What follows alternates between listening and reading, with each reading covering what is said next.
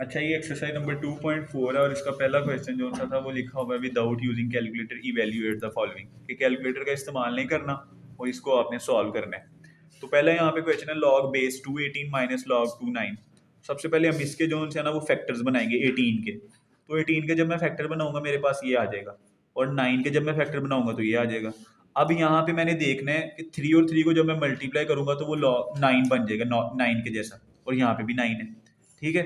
उसके बाद मैंने यहाँ पे देखा तो मुझे पता चल गया कि दो चीजें आपस में मल्टीप्लाई हो रही हैं और दरमियान सॉरी मल्टीप्लाई हो रही है, दरमियान में मल्टीप्लाई का साइन है और बाहर क्या आ रहा है लॉग 2।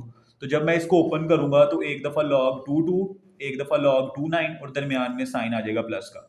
उसके बाद -2 लॉग लॉग 2 9 वैसे का वैसे। अब मैंने देखा कि ये दो वैल्यूज एक जैसी थी, एक के साथ प्लस था और एक के साथ माइनस था, तो ये दोनों आपस में कट जाएंगी, बाकी ये बच जाएगा। और लॉग का एक रूल है जो मैंने पहले भी बताया था कि अगर दो चीजें एक जैसी हो, मतलब बेस भी एक जैसी हो रही है, ऊपर जो उनसी चीज लिखी है ये भी एक जैसी हो और साथ लॉग लिखा हुआ हो, तो उसका आंसर हमारे पास 1 आ जाता है। तो ये था पहला क्वेश्चन, इवेल्युएट द फॉलोइंग।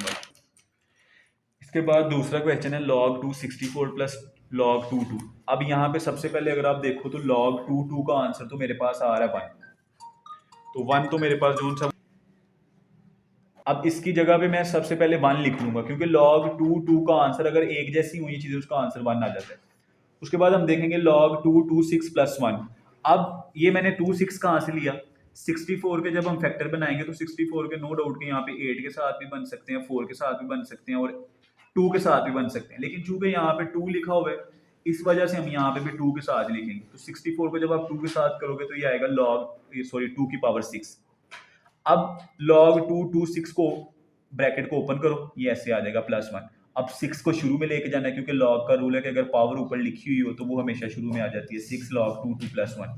अब log 2 2 का आंसर आपको पता है 1 आएगा। जब वहां से आप सॉल्व करोगे 6 1 6 + 1 तो ये 7 आ जाएगा।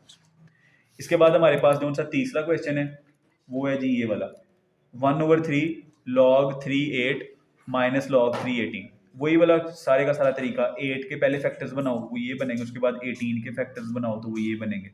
उसके बाद यहाँ पे जब देखोगे 2 की पावर 3 बन रही होगी, पावर में जब 3 आ रहा है तो 3 को शुरू में लेके जाओ, 3/3 आ जाएगी वो।